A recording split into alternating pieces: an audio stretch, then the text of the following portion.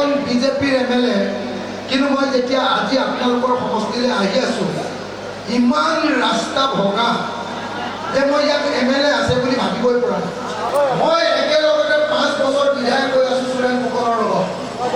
অসম বিধানসভাত এটাও মাত মতা মই নুশুনিলোঁ। আৰু এনেকৈ এটা মাত মতা মানুহজনক কয় নিমাতী কইনা। মই এবাৰ টিভিত সুৰেন ফুকনক দেখিছিলোঁ, ৰাতি টৰ্চ লৈ কয়লাৰ ট্ৰাক কিছুমান ৰখাই আছে।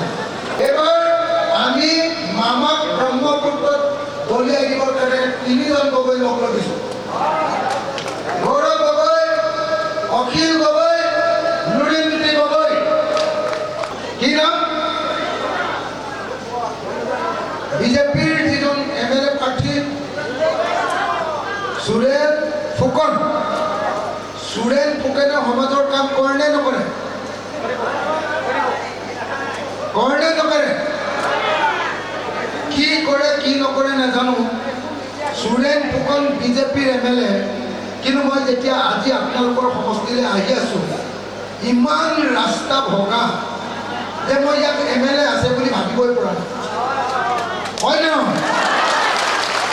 গোটেই ৰাস্তাখিনি চোন ভগা। ইয়াত মোৰ সমষ্টিততো ইমান ভগা ৰাস্তা নাই ভাই। ময়ো MLA, শিৱসাগৰৰ MLA, বিৰোধী বিধায়ক, আৰু অকল এজন বিধায়ক এটা দল, ৰাইজৰ দলৰ এজন বিধায়ক। আৰু বিধায়কো বিধায়ক হিমন্ত বিশ্ব শৰ্মাৰ লগত আটাইতকৈ বেছি কাজিয়া কৰা বিধায়ক। হয় নে নহয়? আটাইতকৈ বেছি কাজিয়া কৰা বিধায়কজনৰ সমষ্টিটো এনেকুৱা ৰাস্তা মই ক'তো ভাগি থাকিবলৈ দিয়া নাই। কিন্তু সুৰেন ফুকনৰ সমষ্টিত গোটেই ৰাস্তাবিলাকেই ভগা। আৰু আহি থাকোঁতে মোৰ এনেকুৱা লাগিছে যে ইয়াত কোনো বিধায়ক নাই, ইয়াত কোনো মুখ্যমন্ত্ৰী নাই, অসমত কোনো চৰকাৰ নাই। গোটেই ৰাস্তা পদূলি ভাঙি শেষ হৈ গৈছে। হয়নে নহয়? হয়নে নহয়? সুৰেন ফুকন কি কামত ব্যস্ত থাকে? কি কামত? কয়লাৰ পৰা পইচা তোলা কামত?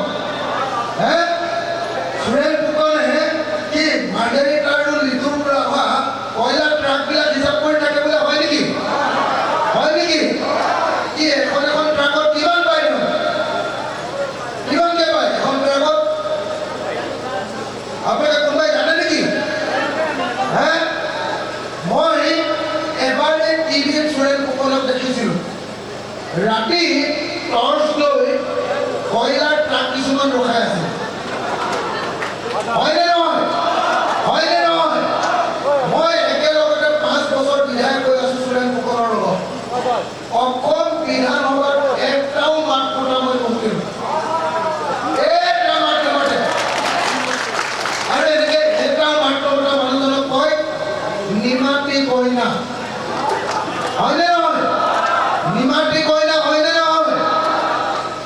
নিমাতী কইনা এজন বিধায়ক, কেৱল কমিশ্যন খায়, কেৱল কয়লা চিণ্ডিকেটৰ কমিশ্যন খায়, আৰু কেৱল আমাৰ এছেম্বলিত গৈ শুই থাকে। সেই বিধায়কজনক কেইবাৰ জিকালে আপোনালোকে? এতিয়ালৈকে কেইবাৰ জিকিলে? কেইবাৰ? দুবাৰ। দুবাৰ জিকালে। আকৌ জিকাব নেকি? আকৌ জিকাব নেকি? যদি জিকায় তেতিয়াহ'লে অসমৰ মানুহে বুজি পাব যে ডিগবৈত ৰাজনৈতিকভাৱে সচেতন মানুহ নাই, যে কয়লাৰ গাড়ীৰ হিচাপ কৰি থকা, ৰাতি ৰাতি কয়লাৰ গাড়ী হিচাপ কৰি থকা, আৰু কয়লা গাড়ীৰ পৰা হাপ্তা লোৱা মানুহকে বিধায়ক পাতে বুলি আপোনালোকৰ ডিগবৈ মানুহক গম পাই যাব। সেইকাৰণে মই আপোনালোকক হাতযোৰ কৰি অনুৰোধ কৰিছোঁ যে আপোনালোকে এইবাৰ সুৰেন ফুকনক হৰুৱাই দিয়ক, সুৰেন ফুকনক বিদায় দিয়ক। আৰু সুৰেন ফুকনক বিদায় দিবৰ কাৰণে আপোনালোকে ৰাইজৰ দলৰ প্ৰাৰ্থী দুলাল বৰাক আপোনালোকে এই চিনটো কি চিন? চিলিণ্ডাৰ চিনত। হয়নে নহয়? দিবনে নিদিয়ে? দিবনে নিদিয়ে? নে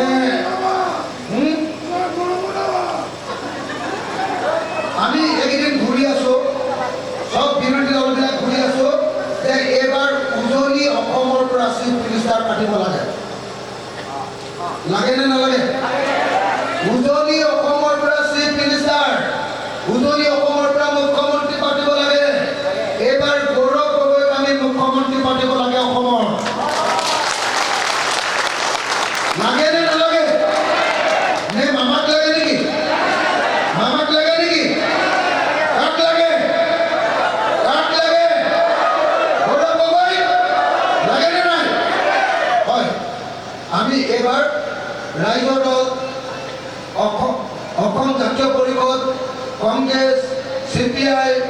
CPM, CPIML, APSLC সবে মিলি এবার আমি মামাক ব্রহ্মপুত্র দলিয়া দিবলৈ লৈছো।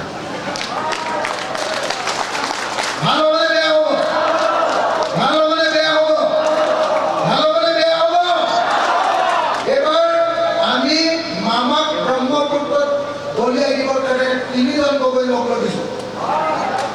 গৌৰৱ গগৈ, অখিল গগৈ